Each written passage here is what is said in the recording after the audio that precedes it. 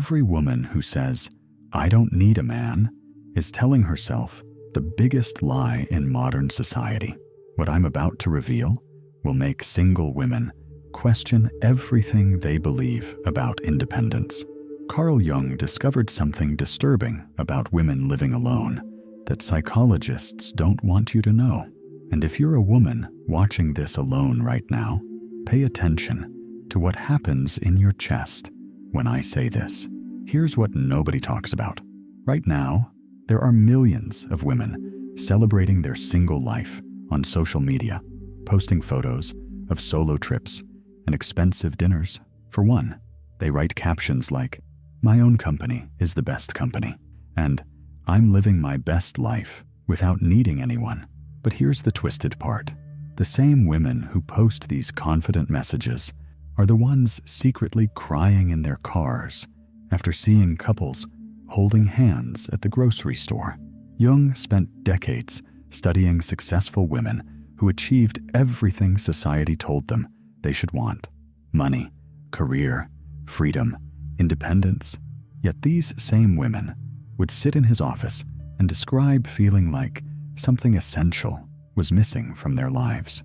They couldn't name it, couldn't explain it, but they felt hollow inside, despite having everything. Jung realized they weren't just missing romantic love. They had disconnected from their own feminine core to become what they thought a strong woman should be. The scary truth is that modern culture has convinced women that needing connection makes them weak, so they train themselves to need nothing and no one. They become proud of eating dinner alone, proud of never asking for help, proud of handling every problem by themselves. But what they don't realize is that this pride is actually fear wearing a disguise.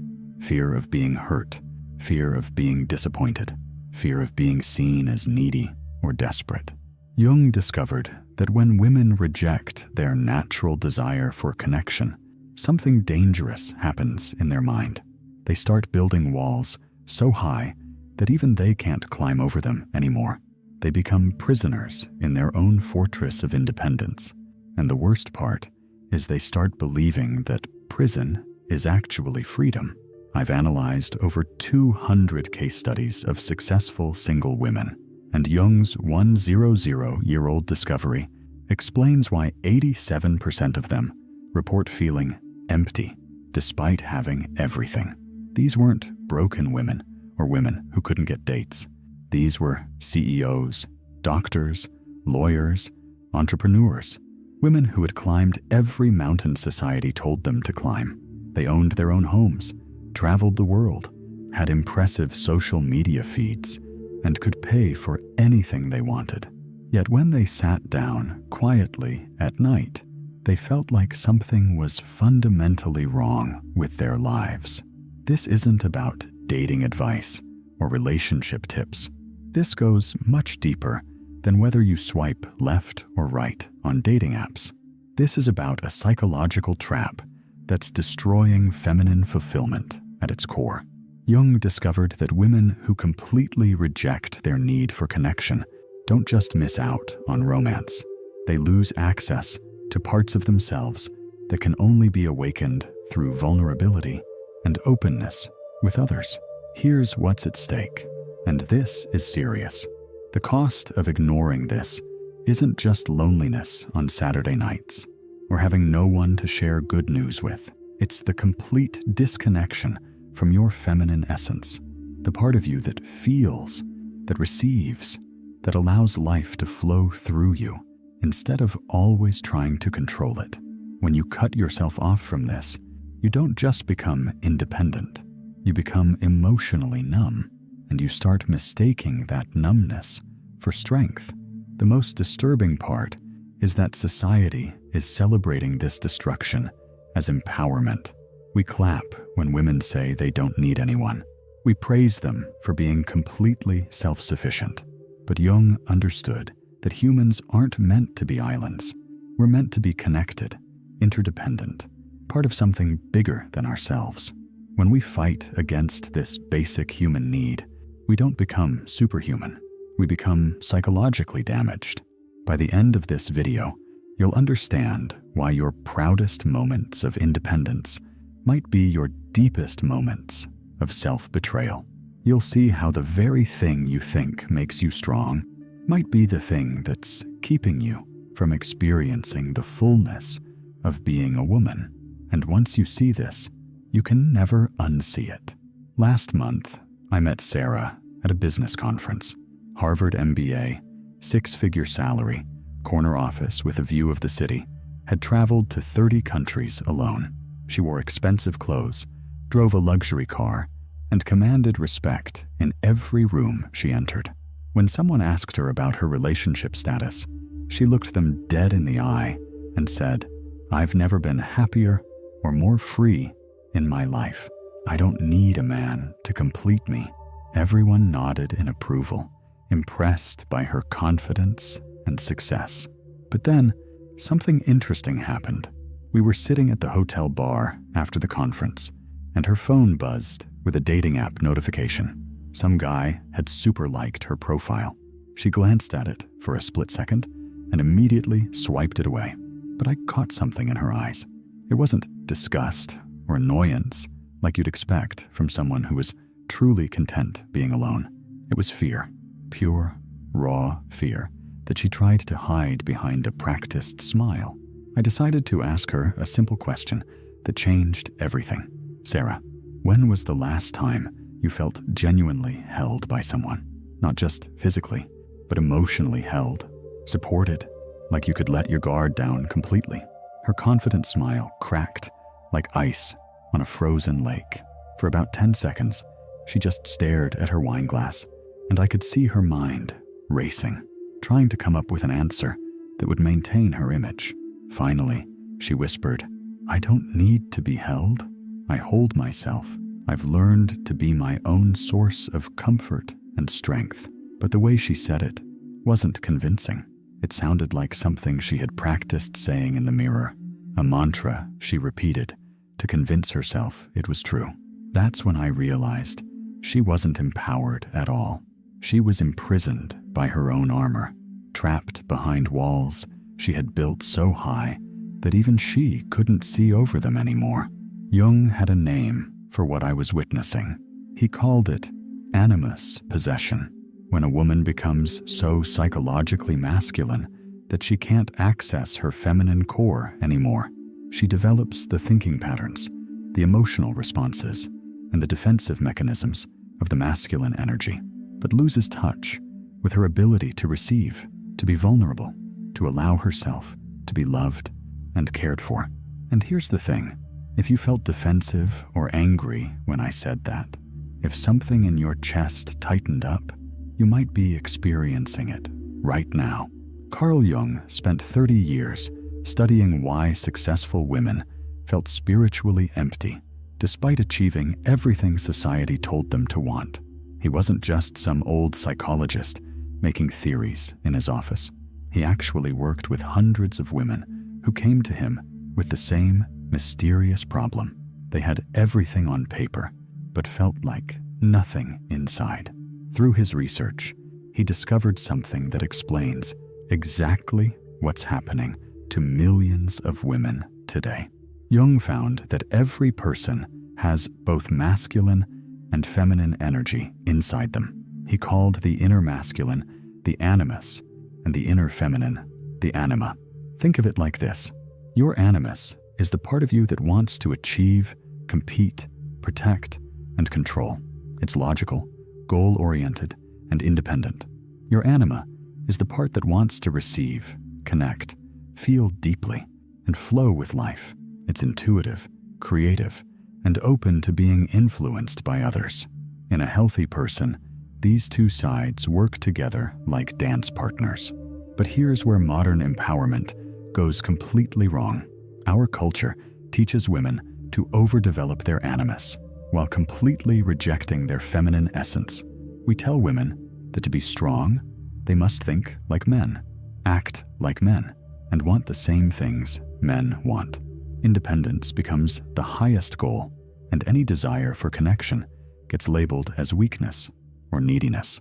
This creates what Jung called the autonomous woman. someone who achieves external success but loses inner wholeness in the process.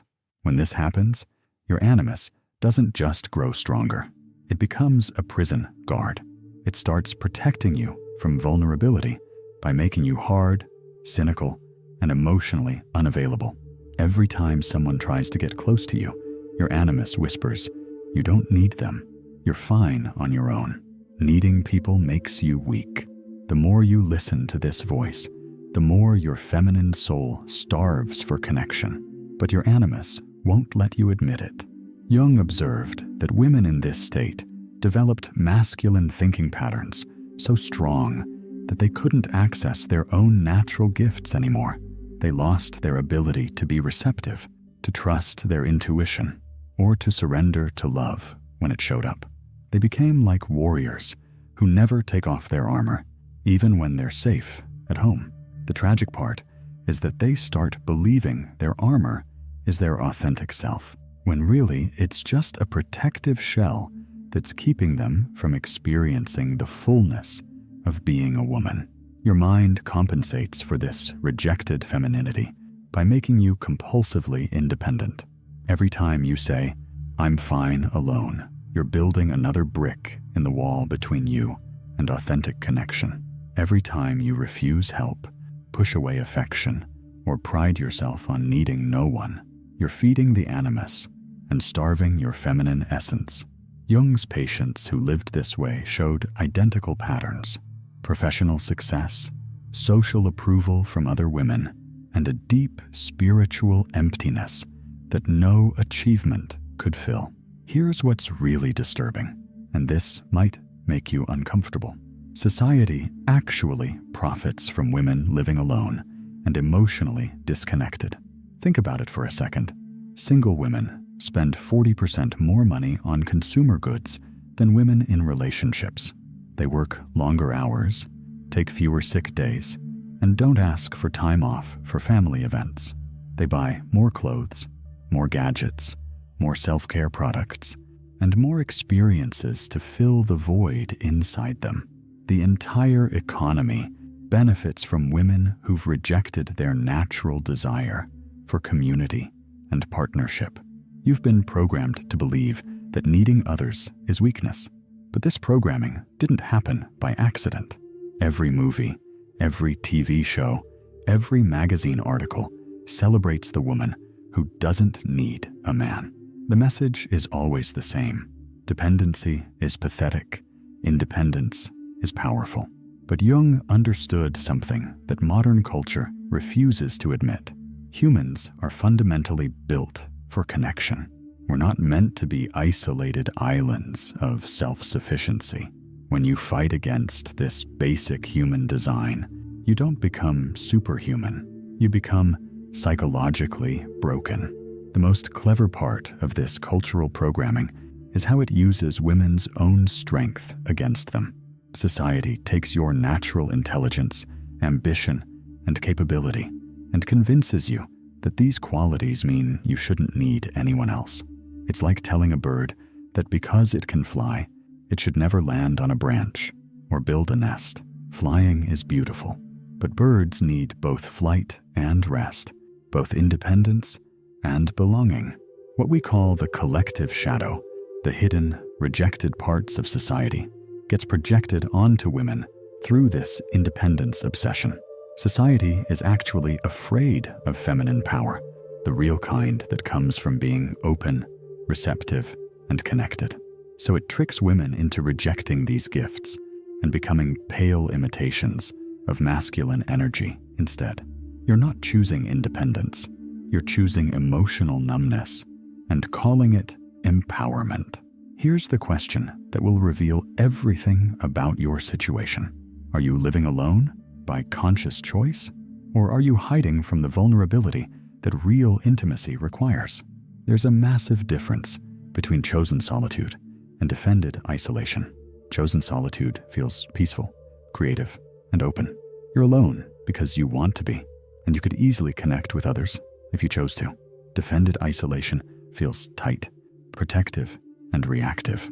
You're alone because connection feels scary, threatening, or like too much work.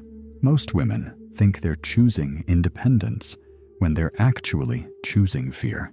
They've convinced themselves that their walls are strength, when those walls are actually keeping them from the very experiences that would make them feel truly alive and feminine. Jung didn't just identify the problem, he discovered the solution, and it's simpler than you might think. He called it anima integration, reconnecting with your feminine essence without sacrificing the strength and independence you've worked so hard to build. This isn't about becoming weak, needy, or dependent. It's about becoming whole, which is actually the most powerful thing a woman can be. The first step is learning to recognize the difference between defensive independence and peaceful independence. Defensive independence feels tight in your body. When someone offers to help you, your chest constricts, and you immediately think, "I don't need help." When someone shows you affection, you feel uncomfortable and want to push them away. When you see couples being intimate, you feel either superior or secretly jealous. This kind of independence is always reactive. It's defined by what you're rejecting rather than what you're choosing. Peaceful independence feels completely different. Your body is relaxed and open. When someone offers help, you can choose to accept it or decline it without any emotional charge. You're genuinely happy for couples you see because their love doesn't threaten your sense of self. You can be alone without feeling like you're proving something to the world. This is true independence because it comes from wholeness, not fear. Here's a simple practice that will start changing your life immediately. Every time you feel proud of needing no one, stop and ask yourself this question: what am I protecting myself from right now? Don't judge the answer, just notice it. Are you protecting yourself from disappointment, from looking desperate, from being hurt again? Once you see what you're actually defending against, you can start to make conscious choices instead of reactive ones. Start practicing what Jung called conscious receiving. This means allowing yourself to be cared for in small, safe ways. Let someone hold the door for you without saying, "I could have done that myself." Accept a compliment without immediately deflecting it or returning one back. When someone offers to help you carry something heavy, say, "Thank you," instead of, "I'm fine." These tiny moments of receiving train your feminine essence to come back online. Jung discovered that feminine fulfillment comes through receptivity, not just achievement. This doesn't mean becoming passive or waiting for someone to save you. It means having the strength to be open when you choose to be. Real empowerment is being able to both give and receive love without losing yourself in the process. It's being strong enough to be soft, independent enough to choose connection. When you integrate both your masculine independence and your feminine receptivity, something magical happens. You stop needing to prove your independence because you embody it naturally.